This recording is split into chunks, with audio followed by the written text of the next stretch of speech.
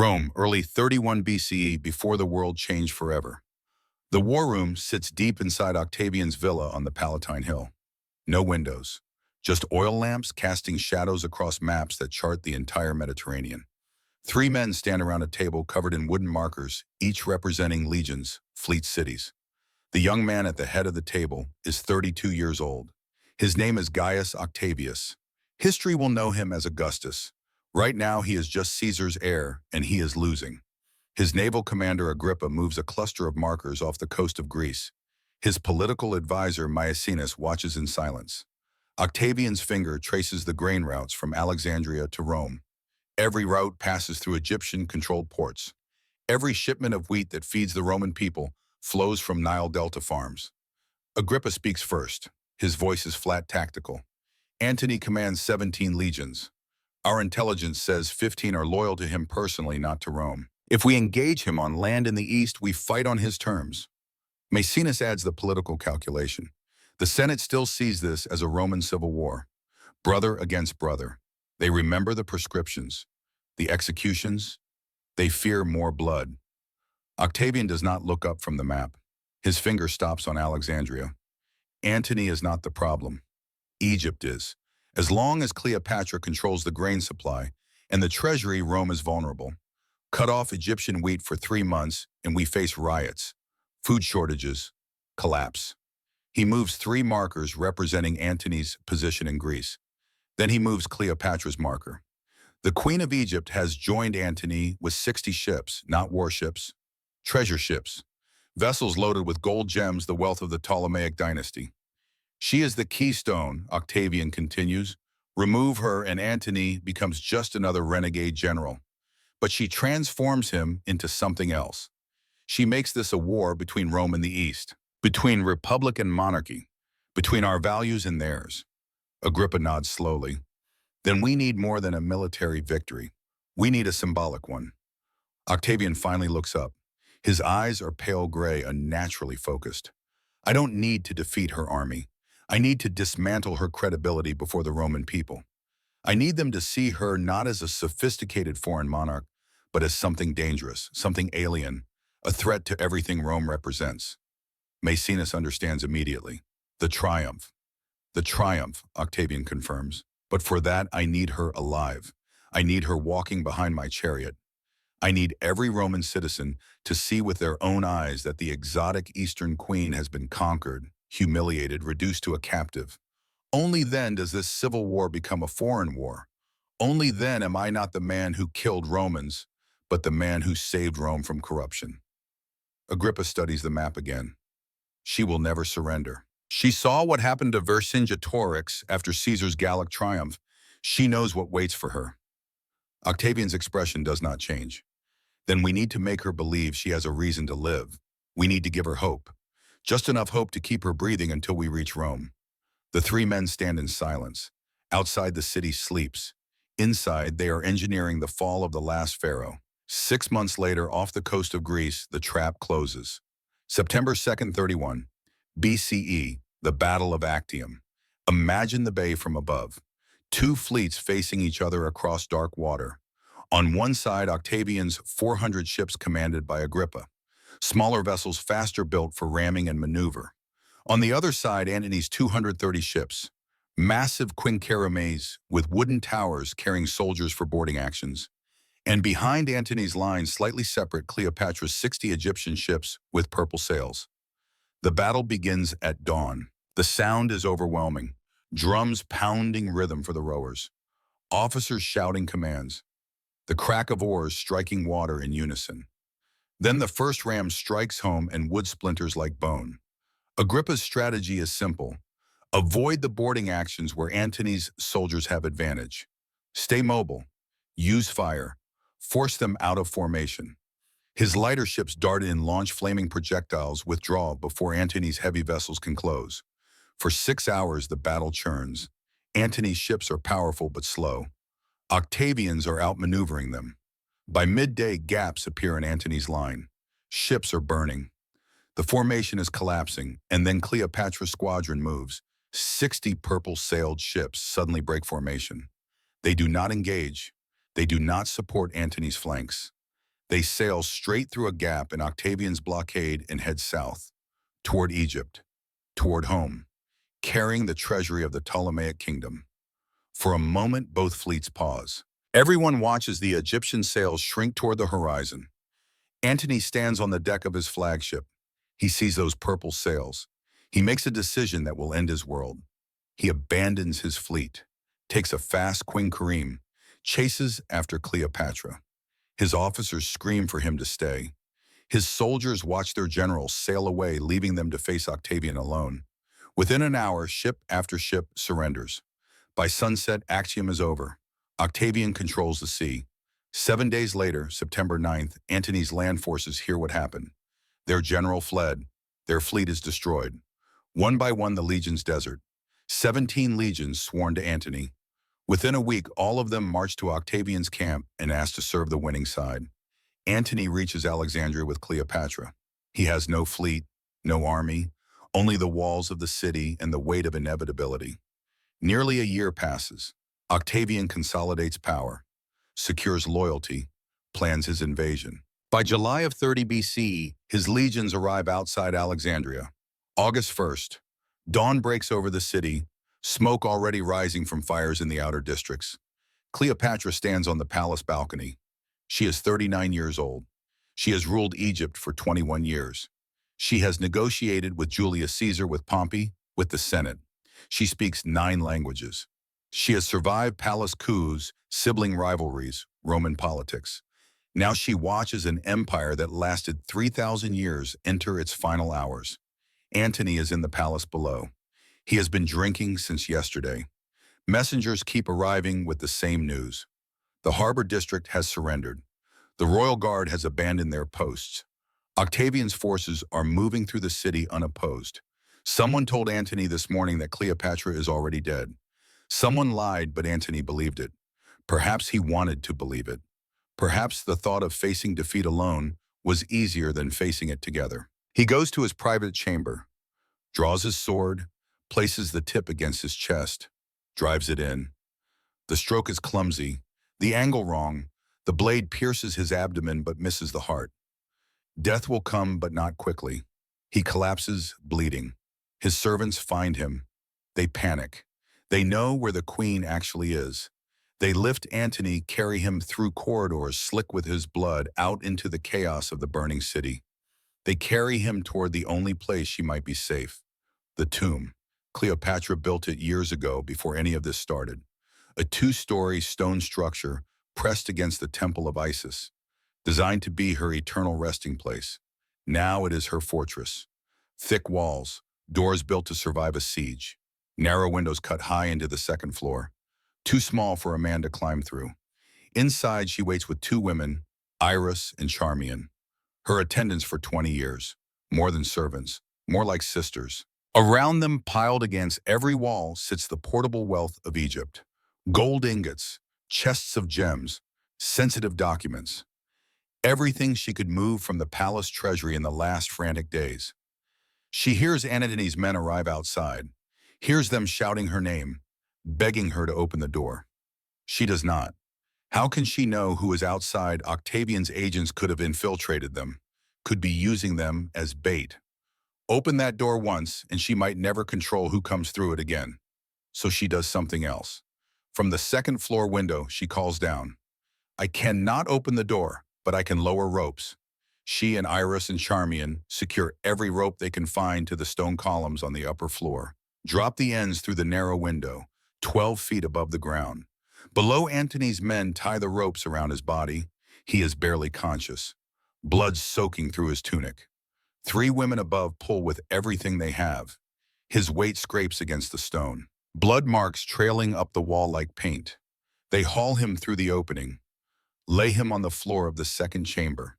The light filtering through the window is pale and sufficient, but enough to see he is dying. Plutarch wrote that Antony used his final breaths not to apologize, but to protect his legacy. He told Cleopatra to remember him not as a failure, but as a Roman who was defeated by another Roman. Not by barbarians, not by foreigners. Rome destroyed Rome. He could accept that. Then he stopped breathing. Cleopatra has no time to mourn. Outside, Octavian's commanders are surrounding the building. News travels instantly in a conquered city. Antony is dead. Cleopatra is trapped. The queen's last stand is happening inside a tomb designed for her own burial. Octavian could end this with brute force, a battering ram, fire, flood the interior with soldiers, but he does not. He sends a negotiator instead. A calm voice calls up to the window, polite, respectful. Caesar wishes to discuss your surrender. He wishes to discuss what will become of your children. From inside the tomb, Cleopatra's voice comes back, disembodied, like something speaking from another world. I will hear no terms unless my children's safety is guaranteed. 4 children, all of them somewhere in the palace complex, separated from her. Caesarion, 17 years old, son of Julius Caesar, the boy who represents the greatest threat to Octavian's entire claim to power. Alexander Helios, 10 years old, twin brother to Cleopatra Selene, son of Mark Antony. Cleopatra Selene, 10 years old, daughter of Mark Antony. Ptolemy Philadelphus, 6 years old, youngest son of Mark Antony. While Cleopatra negotiates through the stone, something happens that she cannot detect. Soldiers are climbing the outside wall, using ladders, using handholds in the weathered stone, moving toward the same upper window she used to pull Antony inside. Her attention stays locked on the voice at the door. The real threat comes from above. They slip into the upper chamber, the same room where Antony's body still lies cooling. They descend on Cleopatra and her attendants before anyone can react. Cleopatra has prepared for exactly this, a dagger hidden in her clothing. The instant she realizes what is happening, she reaches for it. She will not be taken alive without resistance, will not be paraded through foreign streets as a trophy. The soldiers anticipated this. They grab her wrists, tear the weapon away, pin her down as she screams that she will never walk in chains through Rome. Her demand is absolute. Kill me now. Their orders are equally absolute. Keep her alive. Octavian has been explicit. No one is to let Cleopatra die, not by her own hand, not by accident, not by excessive force. His men restrain her, disarm Iris and Charmian, carry all 3 women out of the tomb. She is not taken to a prison. She is moved to a room inside the royal palace. 2nd floor, 1 guarded door, 1 small window that admits light but cannot fit a human body. August 1st, the day Alexandria fell, the day Antony died, the day Cleopatra was captured, the day the 3,000-year-old Egyptian monarchy entered its final countdown. 10 days. That is all the time she has left. The room where they place her has been carefully prepared. Everything potentially useful as a weapon has been removed. No belts, no cords, no glass, no small metal objects. Bare stone walls, hard floor, minimal bedding. Every day guards search her, run their hands through her hair, inspect seams and hems. Nothing sharp is permitted to remain with her. But physical containment is only the first stage of Octavian's operation. Back in Rome, his position is not as secure as it needs to be. He has just won a civil war.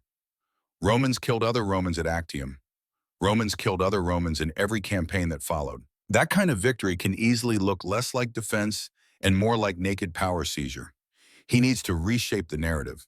He needs Romans to believe he saved them, not simply outlasted his competition. The simplest way to justify a bloody internal conflict is obvious. Transform it into a war against an external threat. Cleopatra is ideal for that role. A queen from the East, obscenely wealthy, unapologetically powerful, romantically and politically entangled with both Julius Caesar and Mark Antony. It is easy to claim she corrupted Roman leaders, twisted them away from their obligations, converted them into traitors serving Egyptian ambitions. There is just one complication. Many Romans know that is not the complete picture. Cleopatra is not some half-legendary sorceress from a distant desert. She lived in Rome for years. She speaks Latin. She negotiated with senators. She engaged with Roman elites as near equals. People met her in person. They know she is brilliant, sophisticated, politically formidable. Complicated enemies make terrible propaganda. So Octavian needs to flatten her. From a 3-dimensional adversary into a simple symbol. The dangerous foreign temptress. The Eastern queen threatening Roman moral order. The woman whose defeat represents salvation of the Republic. That transformation requires a public spectacle. The Roman triumph. A triumph is not just a parade. It is a ritual of absolute domination. The victorious general rides through city streets in a chariot, followed by soldiers, followed by plundered treasure, followed by prisoners.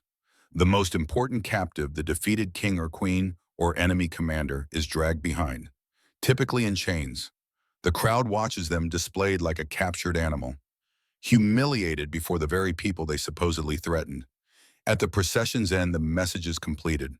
The prisoner is executed, often in the Tullianum, Rome's notorious underground prison. Cleopatra witnessed this herself. She was in Rome in 46 BCE when Julius Caesar celebrated his victories. She saw what happened to Vercingetorix, the Gallic leader who dared to resist Rome, dragged in chains, strangled in the dark. That memory is not some abstract historical note to her. She watched it happen. She understands that Rome considers this the appropriate conclusion for foreign rulers who challenge its supremacy. Now she occupies that same position. Octavian needs her alive. He needs her to walk behind his chariot. He needs every Roman to see Cleopatra, Queen of Egypt, stumbling, exhausted, and chained through dusty streets. For him, this will transform a messy civil war into a clean narrative of Roman triumph over a foreign queen. For her, it represents the worst fate imaginable. Two opposing wills locked in combat. She prefers death to degradation. He needs her to survive long enough to be degraded. And he has 10 days to break her will. August 2nd, the architects arrive. Cleopatra hears boots in the corridor. The door opens.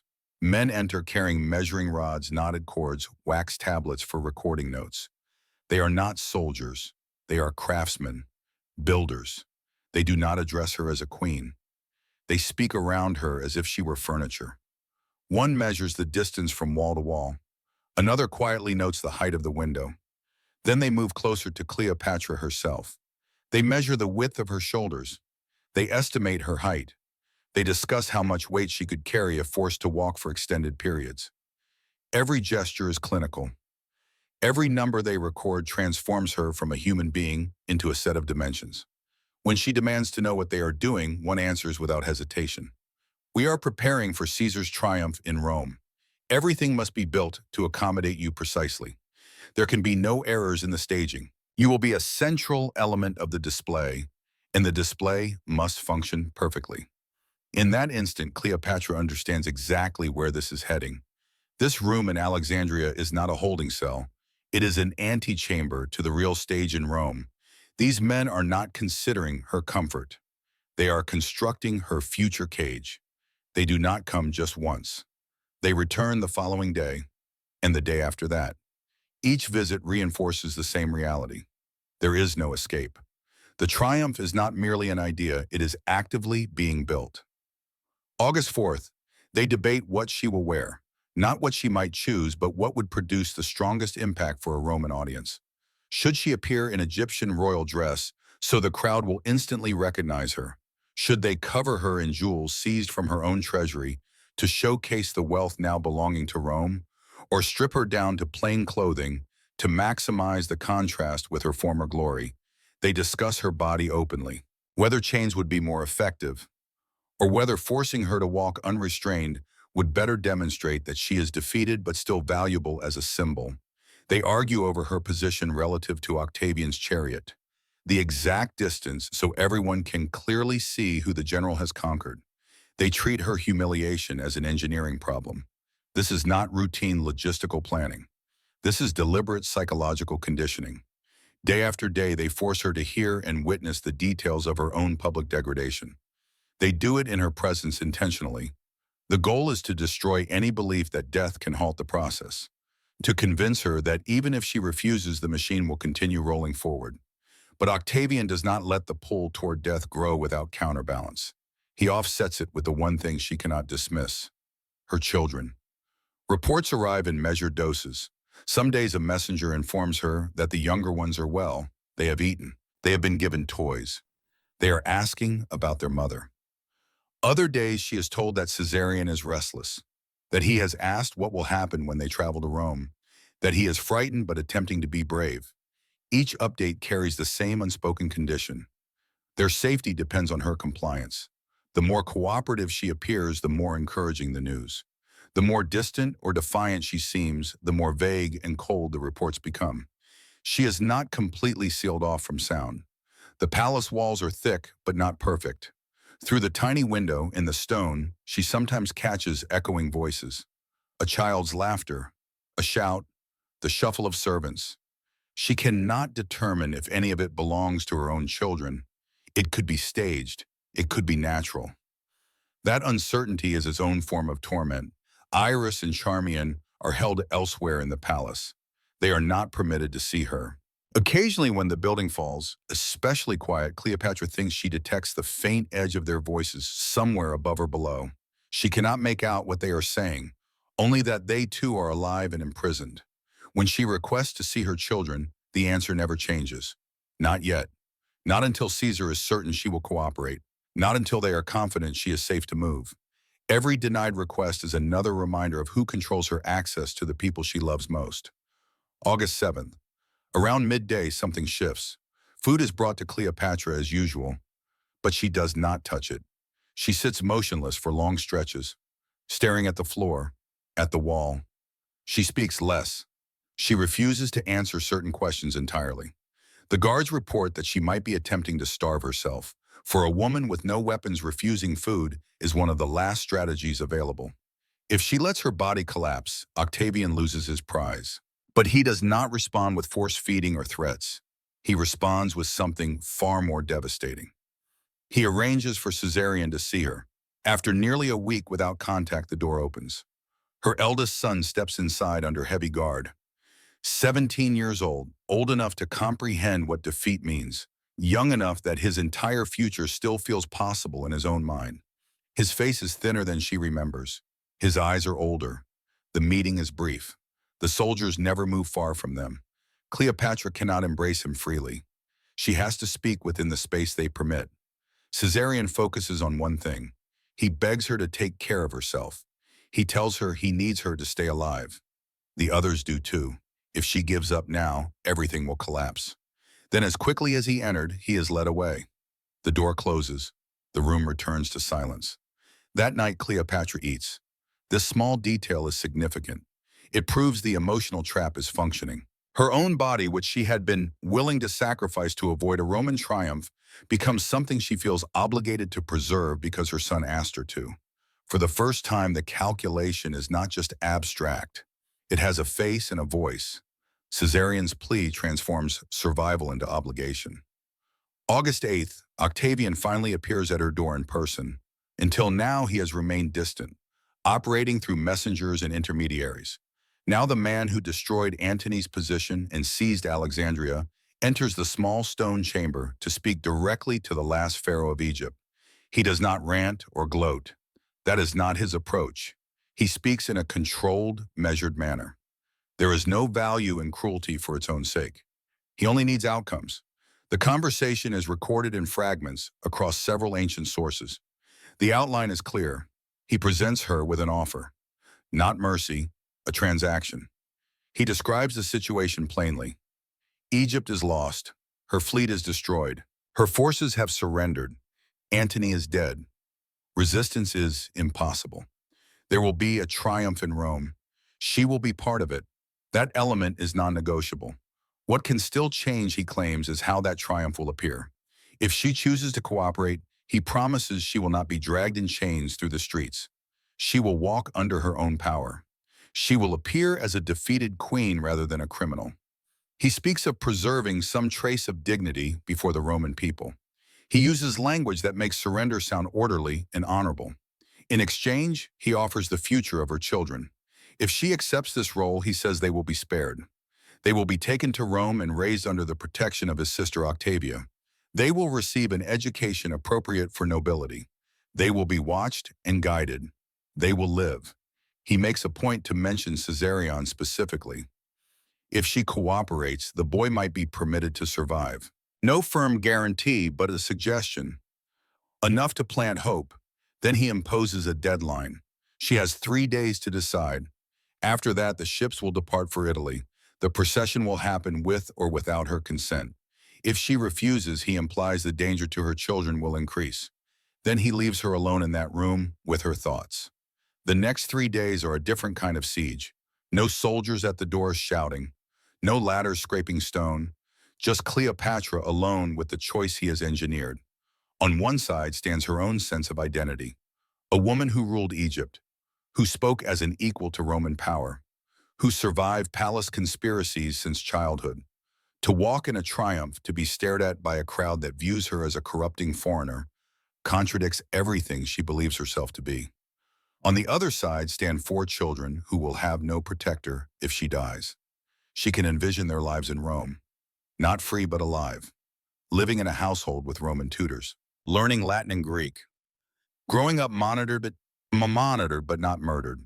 It is not the future she wanted for them, but it is a future. She has to decide whether to let herself become the centerpiece of Octavian's propaganda in the hope that her humiliation will purchase them time, or to deny him that image and accept that the cost might be their lives. The pressure does not relent. During those days, the architects return and refine their plans. The guards continue their searches. The messengers bring carefully selected fragments of news. No one allows her to forget that time is running out. August 11th.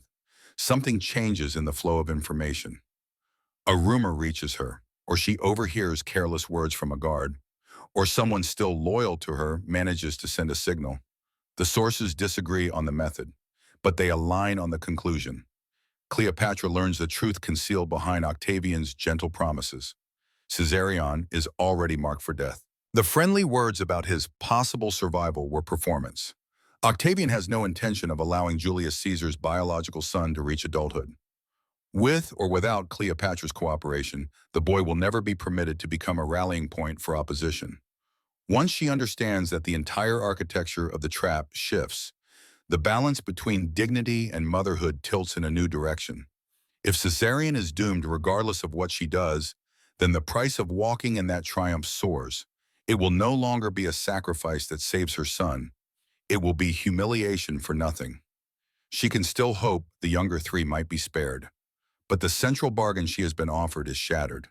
Her participation will not protect the child who faces the greatest danger. Something hardens in her thinking. The woman who had eaten again for Caesarion's sake now understands that the hope she clung to was false. The machine Octavian had constructed to break her will contains a flaw. It depends on a lie, and once she recognizes that lie, she begins searching for a way out. That way out will not come from the room where she sits under constant surveillance. It will come from the one place Octavian still allows her to touch her past. Antony's tomb, and when she requests permission to go there under the pretext of honoring the man who just died for her, Octavian agrees. He thinks it is safe. He thinks every dangerous choice has been stripped from her hands. He is wrong. When Cleopatra requests permission to visit Antony's tomb, she delivers the message with absolute calm. No emotion, no theatrics. She simply sends word that before departing for Rome, she wishes to honor the man who was both her partner and the father of 3 of her children. She wants to pour libations, make offerings, say goodbye. To Octavian, this sounds completely harmless. A grieving queen asking for a final ritual fits perfectly into the story he is constructing. It makes her appear resigned, even cooperative. He grants permission, but under strict supervision. August 11th, mid-morning. Guards escort Cleopatra out of her stone chamber for the first time in 10 days. She has grown thin. The Egyptian sun filtering through the palace corridors seems too bright after so long in dim lamplight. But she still holds herself upright. No crown, no jewelry, just simple clothing and invisible chains of authority that are absolute. Soldiers surround her on every side as they move through the palace, down the corridors, out into the heat, toward the tomb near the temple of Isis where Antony died. At the entrance, they allow her to proceed, but never let her out of sight. Inside, Antony's body has already been placed in the structure he and Cleopatra once intended for her alone. The chamber smells of incense and stone. This is the place where she hauled him up half dead through a window, the place where he bled out on the floor while she held him. Now it is a monument to defeat. The soldiers stay close enough to observe her, far enough to create the appearance of privacy. They watch her approach the tomb, touch the stone, perform the expected rituals. She burns incense. She pours liquid offerings from ceramic vessels. She speaks words the guards cannot fully hear. To them, it looks like mourning. To her, it is also something else entirely. During the days she barricaded herself inside this tomb before her capture, Cleopatra prepared for the possibility of being taken alive. She knew Octavian would strip her of weapons. She knew he would search her clothing, search her room, watch her constantly. So she did the only thing possible. She hid her final option in the one place she was certain only she would know how to access. Somewhere in that tomb, behind a loose stone or inside a crack in the wall, or beneath a small offering table, she concealed a tiny container. Clay or glass, easy to miss, easy to overlook, but lethal. Inside is poison she acquired before the walls closed in, likely tested carefully on condemned prisoners or animals to ensure it works quickly and cleanly. While the guards watch her pray, she shifts her body, lets her clothing cover her hands, and retrieves what she hid. The movement is subtle. No one rushes her. No one searches the offerings. No one imagines that a queen who has just been promised a future for her children would still be planning her own death. After about an hour, the visit concludes. The soldiers escort her back to the palace, lock her again in the second-floor chamber. They believe she carries only grief. In reality, she also carries the means to end everything. Back in her room, Cleopatra makes a new request. She asks for a proper meal. She wants to eat and drink before the voyage to Rome. Specifically, she asks for figs, fresh figs, food she has always loved. The guards are suspicious. They search the basket when it arrives. They move the fruit aside, check for a knife, check for a hidden snake, check for anything that appears dangerous. They find nothing but fruit. Satisfied, they allow it in. This is the moment that later legends will fixate on. In the popular version of the story, an asp, a venomous Egyptian cobra, was concealed beneath the figs. Cleopatra then placed the snake on her arm or chest and let it bite her, dying in a way that appeared symbolic and theatrical. For centuries, this image dominated art and literature. The exotic queen, the sacred serpent, the dramatic exit. But even some ancient writers expressed doubt. They pointed out problems, how difficult it would be to smuggle a large, dangerous snake past careful guards, how unpredictable such an animal would be, how the marks on Cleopatra's body were never clearly described as snake bites. Poison carried in a small container would have been easier to conceal, easier to control, more reliable. We will never know the precise method. She may have mixed the poison into food.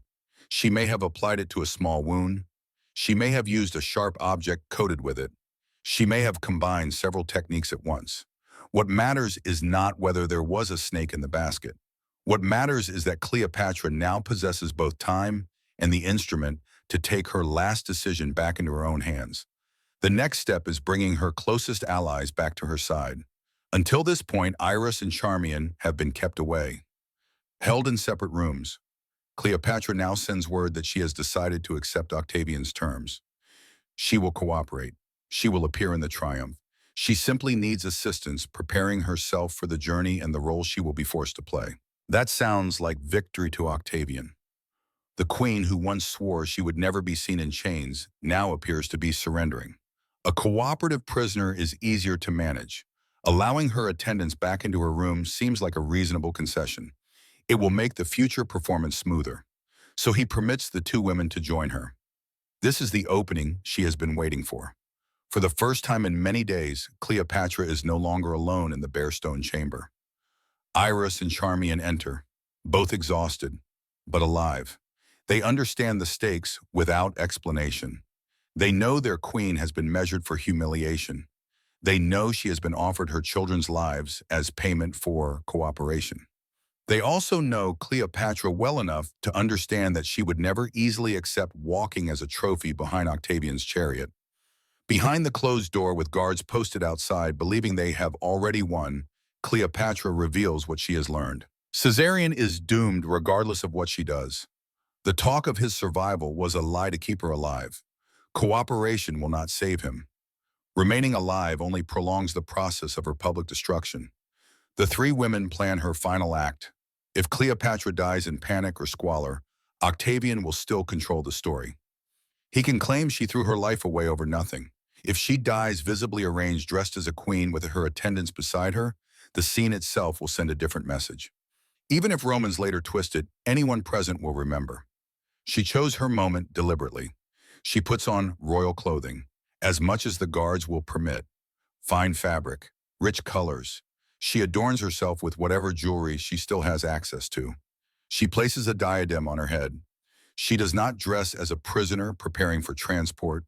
She dresses as a ruler preparing for ceremony. Only this ceremony will be her own death. August 12th, the final morning. The palace seems calm. Guards outside the chamber hear nothing alarming. No shouting, no struggle. The woman inside has, as far as they know, finally accepted her fate. At some point during those hours, Cleopatra uses the poison. Whether she takes it first or at the same time as her attendants, the result is the same. Three women choosing death rather than allowing their bodies to be used in a Roman spectacle. Iris collapses near the couch.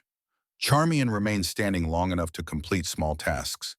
Even as the poison works through her body, she uses her fading strength to adjust the diadem on Cleopatra's head, ensuring it sits straight. When the guards finally open the door, whether bringing food or checking in at the usual hour, they do not find a broken prisoner. They walk into a staged final image.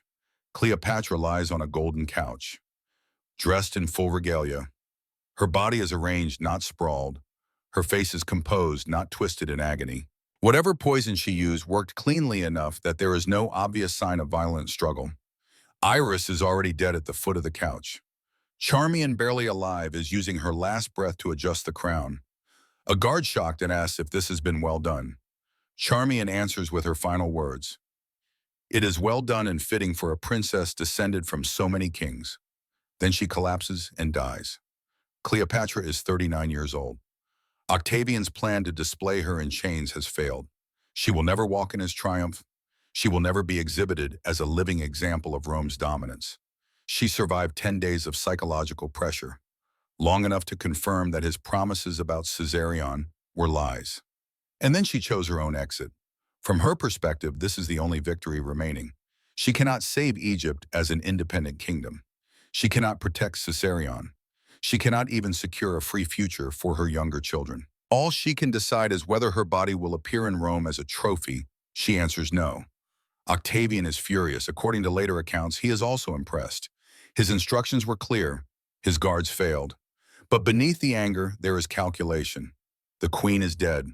The triumph is still scheduled. He has lost the living showpiece, but not the opportunity to control how the world remembers her. He orders an immediate investigation. They examine the body for marks. Some say they find tiny wounds. Some speak again of a snake. Others believe it was a hidden toxin. In the end, no one can state with certainty what method she used. The only clear fact is that she succeeded. Octavian makes a symbolic concession. He allows Cleopatra and Antony to be buried together. It costs him nothing politically and makes him appear magnanimous. It also closes the physical story of their lives in the same place they chose to face death. Then he moves on to secure what really matters to him. The political harvest. Caesarion is intercepted as he tries to escape toward the east, likely hoping to flee to India or another distant court. Octavian's men catch him in the desert. They kill him there. The last direct bloodline of Julius Caesar ends with a 17-year-old boy who never had the chance to rule. It is brutal, but it eliminates the single greatest threat to Octavian's claim to be Caesar's heir. The younger children, Alexander Helios Cleopatra, Selene, and Ptolemy Philadelphus, are not killed. They are too young to be perceived as serious threats, too useful as living proof of Rome's victory to be quietly eliminated. They are brought to Rome. They will be paraded in Octavian's triumph instead of their mother. Dressed in exotic clothing, they walk as symbols of Egypt's submission.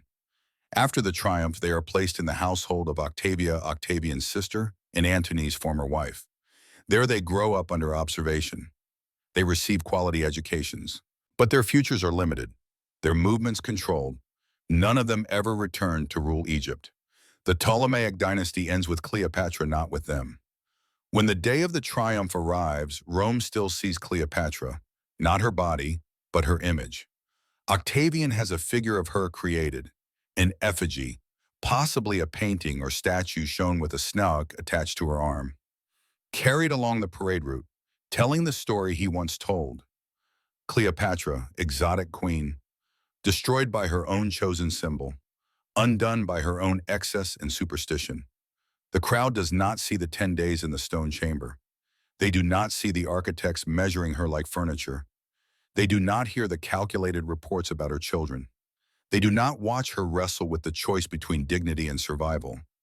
What they see is the conclusion Octavian arranged for them, a foreign temptress whose death proves that Rome is stronger than any Eastern queen. That image survives for centuries afterward. Writers and artists repeat the story of the snake and the figs. They focus on romance, on her love affairs, on the dramatic ending. They transform Cleopatra into a symbol of seduction and decadence, rather than a skilled ruler trapped in a deadly power game. But the reality of those final 10 days reveals something different. It reveals a method. Octavian did not merely defeat an enemy. He constructed a machine to grind down that enemy's will. He isolated Cleopatra. He removed her tools, her allies, her information. He converted her children into bargaining chips. He let her hear them, but not touch them. He dangled hope in front of her, then revealed that hope to be false. He measured her body for display. He made her listen to the details of her own future humiliation. He tried to make survival feel like the only rational choice, then tied that survival to conditions he never intended to honor. From a modern perspective, this resembles less a battlefield victory and more a psychological operation. Step by step, he attempted to engineer her a consent to her own public destruction.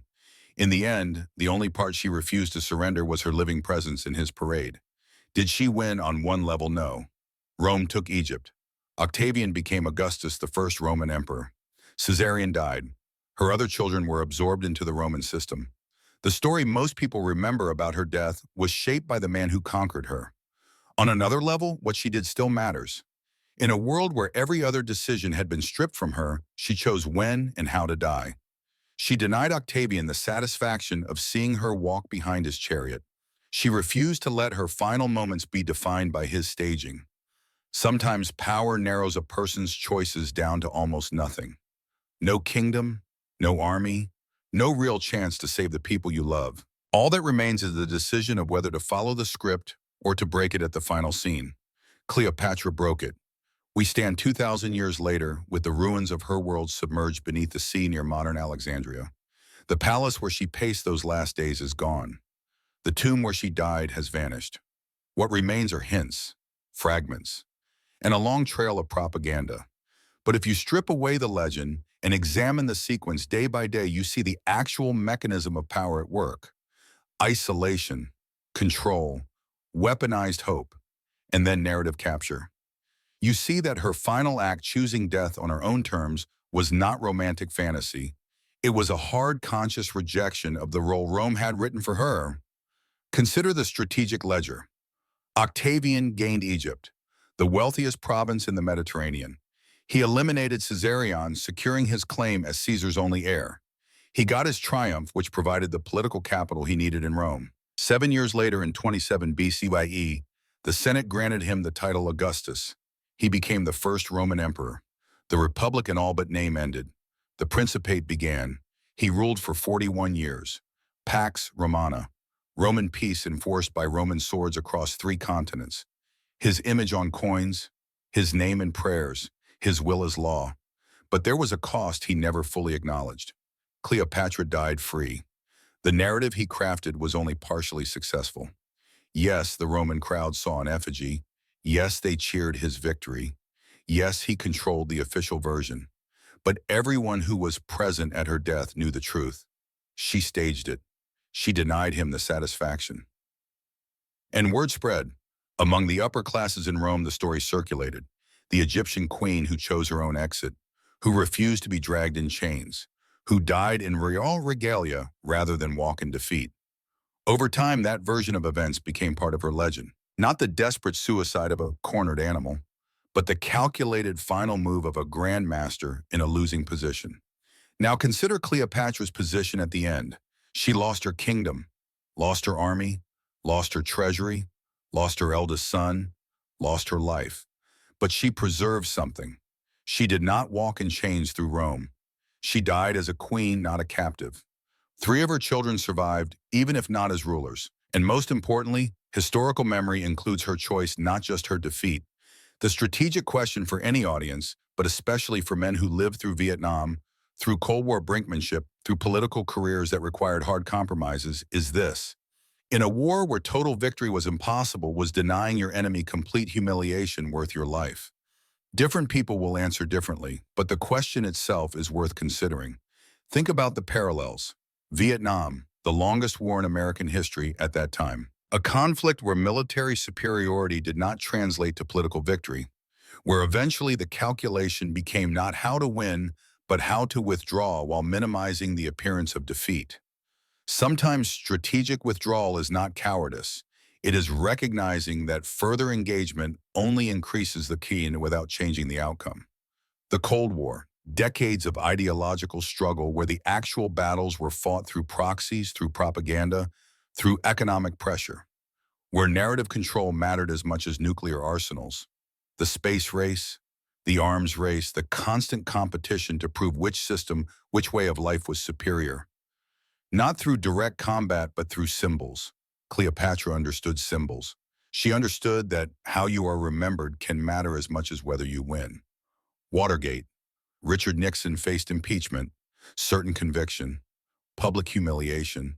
He chose resignation, controlled his exit, left on his own terms rather than being dragged out. History judges that decision in complex ways. But it was a choice. In a moment when all other options had collapsed, he exercised the one form of agency remaining. When cornered, when defeat is certain, is dignity worth more than survival? Again, different people will answer differently, but it is the same calculation Cleopatra faced. Now consider the long game, the war of memory.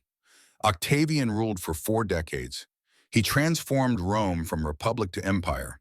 He built monuments that still stand. He established a dynasty that lasted in various forms for centuries. His accomplishments are undeniable. His place in history is secure. But he never fully escaped Cleopatra's shadow. The propaganda he created about her, the exotic Eastern temptress who corrupted Roman virtue, became mythology. And mythology has a way of taking on a life of its own. 2,000 years of art, literature, drama, film, opera, poetry. How many works have been created about Augustus compared to Cleopatra? Augustus appears in histories, in academic studies, in documentaries about the fall of the Republic. Cleopatra appears in everything. She becomes Handel's opera, Shakespeare's tragedy, Elizabeth Taylor's epic. She becomes a symbol that transcends the historical facts. Because she controlled her exit, because the manner of her death became more famous than her defeats, because she chose the symbol over survival. Octavian won the war. Cleopatra won the memory war. That is the paradox at the heart of this story. Imagine the final image as a split screen. On the left side, Octavian's triumph in Rome, late 30 BCE, crowds lining the streets, soldiers marching in formation, wagons piled with gold and art seized from Alexandria. An effigy of Cleopatra carried past cheering Romans. 3 small children, dressed in exotic clothes, walking in chains. The victor in his chariot. The Senate bestowing honors. Priests offering prayers. The machinery of state propaganda operating at full capacity. On the right side, the room in Alexandria. August 12th, dawn light filtering through a small window. A body on a couch, crowned straight, royal clothing arranged, Iris at the foot. Charmian's hand making a final adjustment. Guards bursting in. Shock. Confusion. The realization that their orders have been defied. 2 images, 2,000 years apart from us now. Which one survived? We remember the snake, the crown, the choice. We remember Cleopatra's final words as recorded by those who heard them secondhand. It is well done and fitting for a princess descended from so many kings. We remember the narrative of a woman who refused to be broken, who retained agency even when every external form of power had been stripped away. We have forgotten most of Octavian's speeches. We have forgotten the specific propaganda he used to justify his actions. We have forgotten the details of his triumph. What we remember is the contest, the grandmaster in a losing position who found one final move. In the war of symbols, the dead queen outmaneuvered the living emperor. That does not mean she won in any conventional sense. Her kingdom is gone. Her dynasty ended. Her children lived as wards of the state, monitored and controlled. Egypt, which had been ruled by pharaohs for 3,000 years, became a Roman province. The grain that fed the Nile Valley now fed Rome. The gold that filled her temples now filled Roman treasuries. All of that is true. But it is also true that when people think of the end of ancient Egypt, they do not think of administrative reorganization. They do not think of taxation policy. They do not think of provincial governance. They think of Cleopatra. They think of her choice. They think of the Aesop, whether it was real or legend. They think of a woman who looked at impossible circumstances and said, "You can take everything else, but you cannot take this." For men in their 60s and 70s, who have lived through wars and defeats, through political battles and personal losses, through moments when all the options were bad, and the only question was which bad option to choose, that story resonates. Not because it offers easy answers, but because it asks hard questions. What is victory when victory is impossible? What is dignity when you have no power? What is agency when every choice has been taken except one?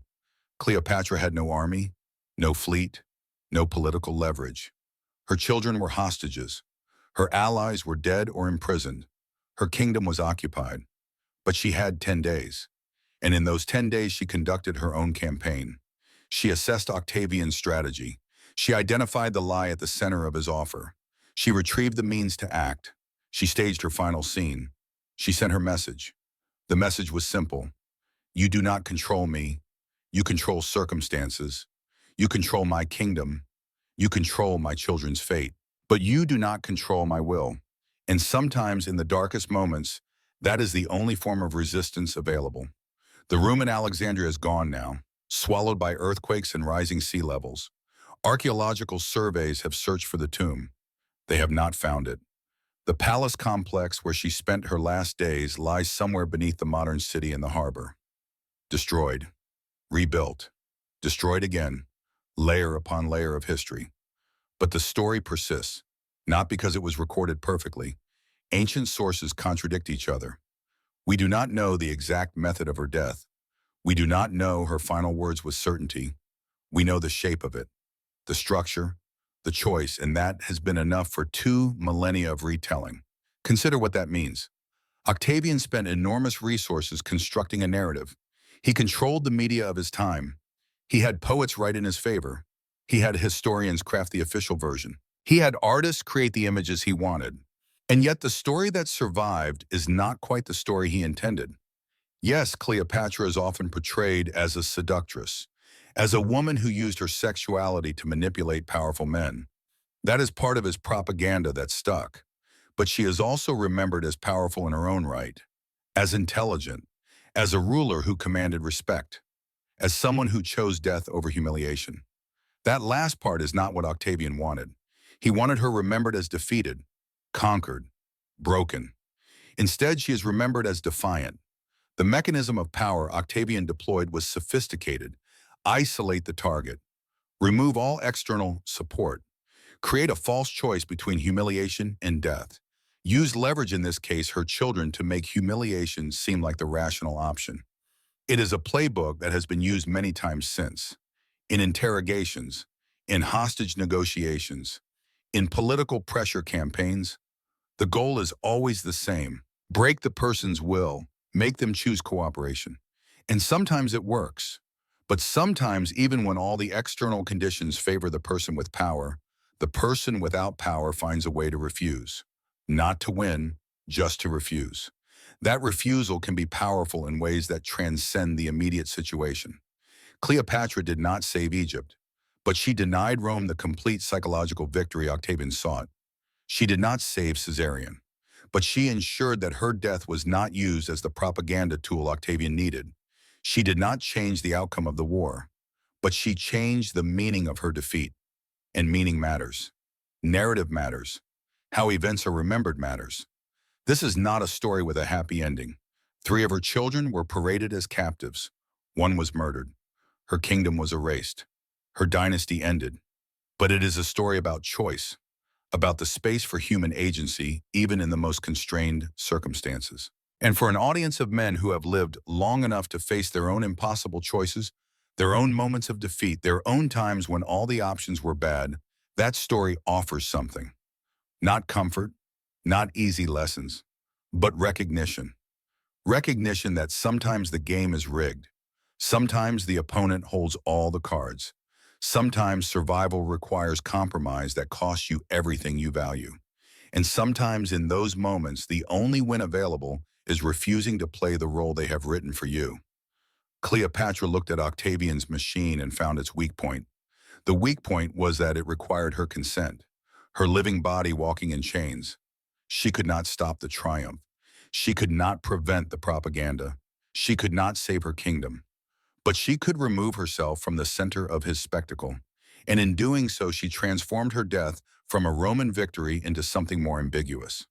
The final question the story asks is this: when you strip away everything else, when power and wealth and status are gone, what remains?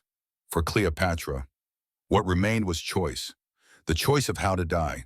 For Octavian, what remained was the frustration of incomplete victory. He conquered Egypt.